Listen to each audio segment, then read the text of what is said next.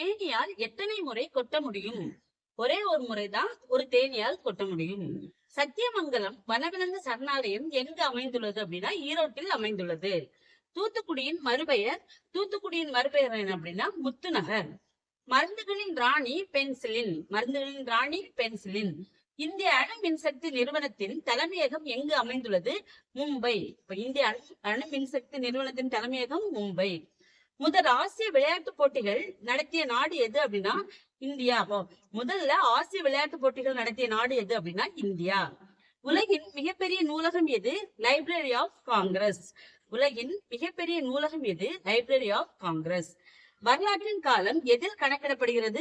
ஆண்டுகளில் தான் வரலாற்றின் காலம் கணக்கிடப்படுகிறது. இந்தியாவின் முதல் புல்லட் ரயில் வழித்தடம் மும்பை டு அகமதாபாத்.